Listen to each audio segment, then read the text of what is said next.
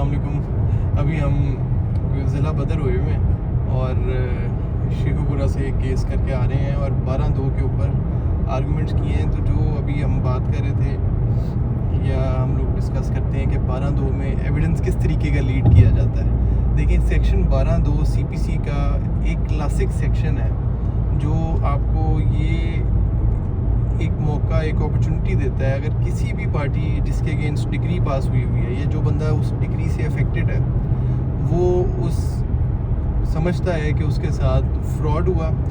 Court के साथ fraud किया डिग्री होल्डर ने, या मिसरिप्रेजेंटेशन की कोर्ट में, या वांट ऑफ जुरिस्डिक्शन है सूट में,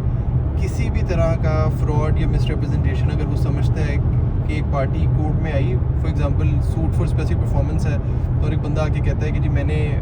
जो है वो इनको बयाना दिया और इन्होंने मुझे उसके बदले में ज़मीन देनी थी लेकिन ज़मीन नहीं दी, और suit for specific performance file कर दिया, एक्स पार्टी डिग्री हो गया। जिस बंदे के अगेंस्ट डिग्री हुआ उस बंदे को ना कभी एड्रेस गया, सही एड्रेस पे ना कभी नोटिस गया, ना उस बंदे को जान पूछ के जो है वो उसकी इन्फॉर्मेशन नहीं दी गई और एक्स पार्टी अपनी फेवर में करा लिया। ये फॉर द टाइम बिंग तो बड़ा अच्छा लगता है पार्टीज़ को कि जी हमने डिग्री करा लिया और उसको जाके एग्जीक्यूशन की तरफ चलते हैं। आप एग्जीक्यूशन में जब जाते हैं, कोर्ट इजरा जब हो रही होती है उसकी, तो उस टाइम पे जो भी अफेक्टेड पार्टी है जिसको लगता है फ्रॉड हुआ है, जिसके साथ फ्रॉड हुआ है, वो 12/2 सेक्शन 12/2 को पढ़ लें, उसके इंग्रेडिएंट्स के मुताबिक एक एप्लीकेशन जो है वो दे देते हैं उसी जो कोर्ट है, और जो वही जो आपका बनेगा, इधर से लेफ्ट होना, वही जो हमारा जो कोर्ट बनेगा उसमें 12/2 वो दे देंगे और 12/2 एग्जीक्यूटिंग जो कोर्ट है उसमें वो जमा कराया जाएगा। नहीं, आगे से भी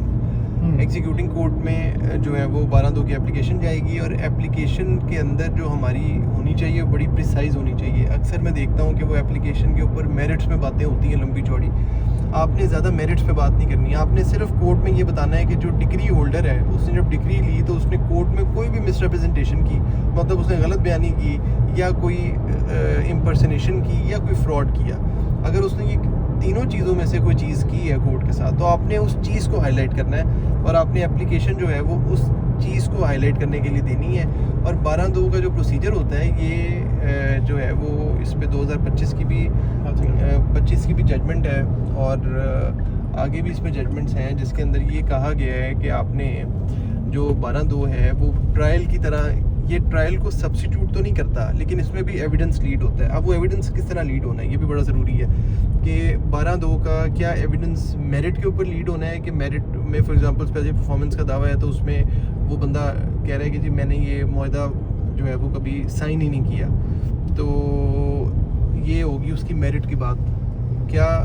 इस बात पे एविडेंस लीड होना ज़्यादा अप्रोप्रिएट है या फिर ये बात पे एविडेंस लीड होना ज़्यादा अप्रोप्रिएट है कि वो बंदा कहता है कि जो मेरा जो पता दावे में लिखा गया वो पता गलत है, एड्रेस गलत है। तो एड्रेस वाली बात को आपने एजिटेट करना है और वो ज़्यादा एजिटेट करना है। स्टोरी, आप एक स्टोरी लाइन डेवलप ज़रूर करें लेकिन जो उसकी मंशा है ना 12/2 की, उस मंशा के मुताबिक हमने अपने एविडेंस लीड करना है। और वो मंशा ये कहती है कि जी आपने ये जो है वो साबित करना है कि कोर्ट के साथ फ्रॉड किया गया, और कोर्ट उसके बाद उसमें देखें, इसमें वैसे तो कोर्ट के पास इख्तियार है कि समैरिली भी जो है वो आपके फेवर में डिसाइड करके 12/2 एक्सेप्ट करके ट्रायल कोर्ट को फाइल जो है दोबारा डिनोवो कर देती है कि आप ट्रायल वहीं से कंटिन्यू करें जहाँ पे फ्रॉड हुआ था या फिर शुरू से कंटिन्यू करें इशूज़ फ्रेम जब से हुए थे। ये भी उसके पास इख्तियार है लेकिन नॉर्मली कोर्ट ये नहीं करती। नॉर्मली ये होता है कि अगर वो कन्विंस होती हैं कि जी पहले 12/2 की एप्लीकेशन जाएगी उसके बाद रिप्लाई टू एप्लीकेशन आएगा, उन दोनों को में जो इश्यूज़ हैं, इश्यूज़ एट हैंड कोर्ट देखेगा और कोर्ट इश्यूज़ फ्रेम कर देगी और उन इश्यूज़ के ऊपर एविडेंस कॉल करेगी। अब कोर्ट में जो इश्यूज़ फ्रेम होने हैं, फॉर एग्जांपल ये इशू फ्रेम हो गया whether the address of the defendant was rightly mentioned, इसका ओनस वो डाल देंगे, उसके बाद उसके अकॉर्डिंग वो पूरी उसके प्रोसीडिंग्स को लेके चलेंगे। तो हमने जो अपना एविडेंस लेके आना है वो अपना उस बाबत लेके आना है और इसमें ज़रूरी है कि हमने फ्रॉड और मिसरिप्रेजेंटेशन के इर्द गिर्द अपने आप को घुमाना है, क्योंकि जो असल ट्रायल है वो तो आपका अगर 12/2 एक्सेप्ट हो जाएगी तो नीचे ट्रायल के लिए फिर फाइल जाएगी और फाइल जो है और ये उसी कोर्ट में आपने 12/2 फाइल करनी है जिस कोर्ट से जो है वो जो